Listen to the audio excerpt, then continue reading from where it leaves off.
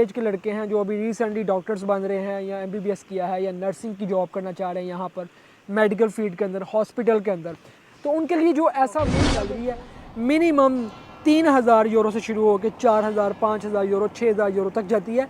इसके अलावा जो यहाँ पर डॉक्टर्स हैं उन्होंने अपने क्लिनिक भी अलग बनाए हुए हैं। और अस्सलाम वालेकुम दोस्तों, उम्मीद है कि आप सब खैरियत से होंगे। आज एक और वीडियो के साथ आपकी खिदमत में हाजिर हूँ और ये वीडियो है हॉस्पिटल के हवाले से। हमारे पाकिस्तान, इंडिया, बांग्लादेश, नेपाल, श्रीलंका वगैरह में जितने भी दोस्त कोई भी क्लिनिक की जॉब कर रहे हैं, कोई डिस्पेंसरी की जॉब कर रहे हैं, कोई नर्स है या कोई डॉक्टर है और वो ये चाहते हैं कि आप यूरोप के अंदर आके जॉब करना चाहते हैं नर्सिंग की या इस तरह से जो भी आपसे रिलेटेड है, आप यहाँ आकर काम करना चाहते हैं, तो आप कैसे ये जॉब हासिल कर सकते हैं। फ़र्स्ट ऑफ़ ऑल तो ये बात है कि आप अपनी कंट्री में जहाँ से भी आप ये वीडियो देख रहे हैं, आपने अपने मुल्क से कितनी तालीम हासिल की है। ठीक है, मिनिमम आपकी ग्रेजुएशन है, उसके बाद पीएचडी जो कुछ भी आपने किया है, आप नर्सिंग का कोर्स है, व्हाटएवर जो कुछ भी है। आप ये कहते हैं कि क्या हम डायरेक्टली इस वीज़े के ऊपर बाहर आ सकते हैं। इसकी एक पोजीशन ये है कि अगर आप हाई क्वालिफाइड डॉक्टर हैं, एमबीबीएस और बहुत कुछ किया हुआ है, स्पेशलाइज्ड है, उसके बाद आपका एक्सपीरियंस है काफ़ी हाई लेवल के ऊपर, देन आप अप्लाई कर सकते हैं। यानी कि ये बहुत ही एक लॉन्ग टर्म की बात है, एक छोटी बात है। ये एक एक्सपीरियंस बंदा जिसकी एज भी 35-40 से अबव होगी, तो वो बंदा डायरेक्टली अमेरिका, कनाडा, यूके और यूरोप के अंदर आ सकता है, जो हाई प्रोफेशनली जिसके पास सब कुछ होगा। अब इसके बाद बात है कि जो कम एज के लड़के हैं जो अभी रिसेंटली डॉक्टर्स बन रहे हैं या एमबीबीएस किया है या नर्सिंग की जॉब करना चाह रहे हैं यहाँ पर मेडिकल फील्ड के अंदर, हॉस्पिटल के अंदर, तो उनके लिए जो ऐसा मुल्क है वो कौन सा है। एक तो माल्टा है, उसके अंदर आप डायरेक्टली भी जा सकते हैं अप्लाई करके। अगर आप ये समझते हैं कि आप इसेबल हैं, आपके पास थोड़ा एक्सपीरियंस भी है, आप डायरेक्टली अप्लाई करके वहाँ पे as a clinic, as a nursing, as a dispensary भी वहाँ पे जो सेल्स पर्सन है वहाँ पर आप जा सकते हैं।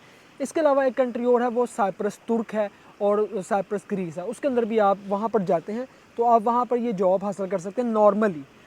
अब मैं बात करता हूँ कि यूरोप के अंदर, कि अगर आप यूरोप के अंदर किसी भी कंट्री के अंदर ये जॉब हासिल करना चाहते हैं, लाइक मैं इस वक्त इटली के अंदर हूँ, तो मैं फ़र्स्ट ऑफ़ ऑल इटली की बात करूँगा कि अगर इटली के अंदर आप यहाँ पर जॉब करना चाहते हैं, तो हमारी एक बहन है जो इस वक्त मैंने देखा है कि हमारे गवर्नमेंट जो हॉस्पिटल है जिस जगह पे मैं रह रहा हूँ यहाँ पर जॉब कर रही है, बाकायदा स्कार्फ पहना हुआ है, अच्छे तरीके के साथ वहाँ पर जॉब कर रही हैं हॉस्पिटल के फ्रंट डेस्क के अंदर, जहाँ पर सबके साथ, पेशेंट्स के साथ डील किया जाता है, उनको स्लिप निकाल के दी जाती है कि आप आगे चले जाएँ, इस तरह से व्हाटएवर। अब यहाँ पे आप जॉब कैसे हासिल कर सकते हैं। आप अपने मुल्क के अंदर डॉक्टर भी हैं और अपने मुल्क के अंदर आपने अच्छा एक्सपीरियंस भी किया हुआ है। आप किस वीज़े पर यहाँ पर आएंगे। वीज़ा आपके पास कोई भी हो सकता है, स्टडी बेस भी हो सकती है, वर्क बेस भी हो सकती है, कोई भी वर्क बेस, जैसे कि सीजनल वीज़ा है, इसके ऊपर भी आप आ सकते हैं। और इन दो कंडीशन के ऊपर आप यहाँ पर आते हैं, या आप छोटे हैं तो आपके वालिदैन यहाँ पर हैं, वो आपको यहाँ पर बुलाते हैं।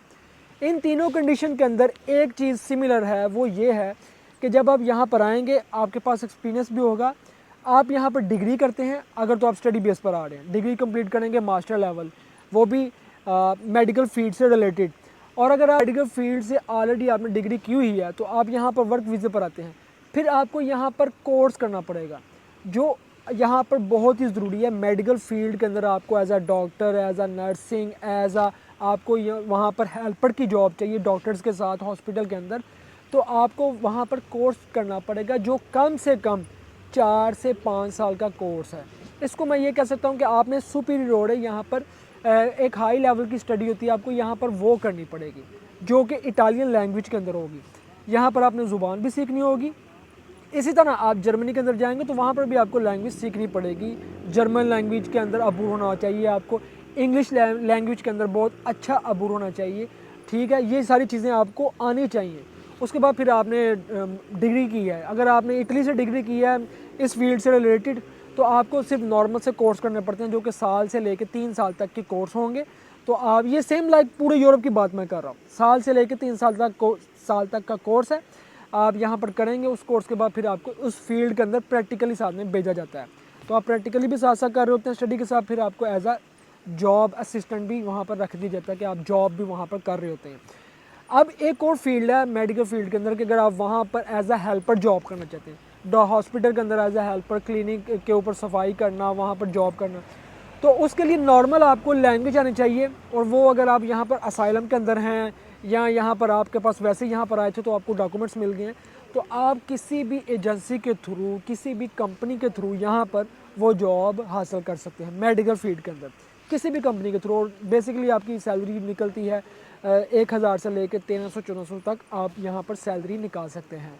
वैसे अगर मेडिकल फील्ड की बात की जाए तो यहाँ पे मेडिकल फील्ड का यूरोप के अंदर बहुत ज़्यादा स्कोप है, बहुत ज़्यादा स्कोप मैंने यहाँ पे देखा। और हमारी जो लेडीज़ इस हॉस्पिटल के अंदर जॉब कर रही है, मेरी उनसे बात हुई है, क्योंकि मैं तेसरा सैनिटारिया यहाँ पर बनवाने के लिए गया था। तो आप यकीन करें, थोड़ी सी बात हुई, उनसे पूछा कि यहाँ पर जॉब कैसी, कहती है बड़ी ज़बरदस्त जॉब है और मैंने यहाँ पर 5 ईयर स्टडी की है और स्टडी करने के बाद फिर मुझे ये जॉब मिली है। तो मैंने ये चीज़ देखी है कि एक वर्थ है, एक लेवल है कि इतने टाइम तक आपको यहाँ पर स्टडी करनी पड़ेगी। जब आप स्टडी करते हैं उसके बाद फिर आप यहाँ पे कोर्स होता है, आप नॉर्मल सा कोर्स करते हैं और फिर आपको ये जॉब मिलती है। तो एक टाइम देना पड़ता है, टाइम देने के बाद ही आपको इस तरह से हाई प्रोफेशनल जॉब मिलती है। और मज़े की बात यह है कि यूरोप के अंदर जैसे कि जर्मनी है, फ्रांस है, इटली है, नीदरलैंड है, स्पेन है, नॉर्वे है, डेनमार्क है, स्वीडन है, ये जितने भी कंट्रीज़ हैं, आप यहाँ पर अगर जॉब हासिल करना चाहते हैं तो आपको यहाँ पर मेरिट बेस के ऊपर जॉब मिल जाती है। अगर आपका जो भी लेवल है, जिस लेवल पर आपने स्टडी की है, जिस लेवल पर आपने जॉब की है या आप लेबर के अंदर हैं, तो हर तबके के अंदर लेवल सिस्टम है और आपको यहाँ पे मेरिट पे हर चीज़ मिल जाती है। आप ये बात नहीं कर सकते कि अगर आप यहाँ पर स्टडी करते हैं तो वो स्टडी आपकी रायगा जाएगी। आप जिस फील्ड में प्रोफेशनलिस्ट काम कर रहे हैं या जॉब कर रहे हैं या स्टडी कर रहे हैं, तो आने वाले वक्त के अंदर उसी हाई लेवल के अंदर आपको जॉब भी मिलेगी, आपको काम भी मिल जाएगा। ये यूरोप की वर्थ है कि यहाँ पर मेरिट देखा जाता है। ये नहीं देखते कि आप माइग्रेंट हो, आप किसी दूसरी कंट्री से आए हो। ये देखा जाता है कि आप कितने मेहनती हो। जितनी ज़्यादा आप मेहनती होगे उस हाई लेवल के ऊपर आपको यहाँ पर जॉब मिलती है। और ये एक पाकिस्तानी लड़की की या लड़के की बात नहीं है, यहाँ पर बहुत से पाकिस्तानी हैं और इटली बहुत बड़ा है, जो कि बहुत मतलब वसी पैमाने पर ये इटली है और बहुत ज़्यादा यहाँ पे हज़ारों लाखों की तादाद में हॉस्पिटल हैं और ना जाने कितने लोग यहाँ पे हमारे माइग्रेंट्स इंडियन भी हैं, पाकिस्तानी भी हैं, यहाँ पर जॉब कर रहे हैं और बहुत ज़्यादा स्कोप है। जो दोस्त भी ये पूछते थे कि अगर हम यहाँ पर आते हैं तो हमें इसकी जॉब मिल जाएगी, मेडिकल फील्ड की या मेडिकल के अंदर हमें जॉब मिल जाएगी या हम डायरेक्टली वीज़े को ऊपर आ सकते हैं, मैंने आपको डायरेक्टली भी बता दिया है। और उसके अलावा अगर आप वैसे यहाँ आकर करना चाहते हैं तो उसके लिए भी आपको बता दिया कि यहाँ पर आपको स्टडी करनी पड़ती है। यहाँ आप स्टडी बेस पर आते हैं, मास्टर बेस पे ऊपर आते हैं तो आप यहाँ पर बहुत अच्छी जॉब कर सकते हैं। और बहुत से स्टूडेंट्स हमारे करते हैं, लाइक जर्मनी में बहुत ज़्यादा हमारे स्टूडेंट्स हैं जो यहाँ पर स्टडी कंप्लीट की है, उसके बाद फिर यहाँ पर ही इन्होंने अपनी जॉब स्टार्ट कर दी है एज अ प्रैक्टिकली, ताकि इनको एक्सपीरियंस हो सके।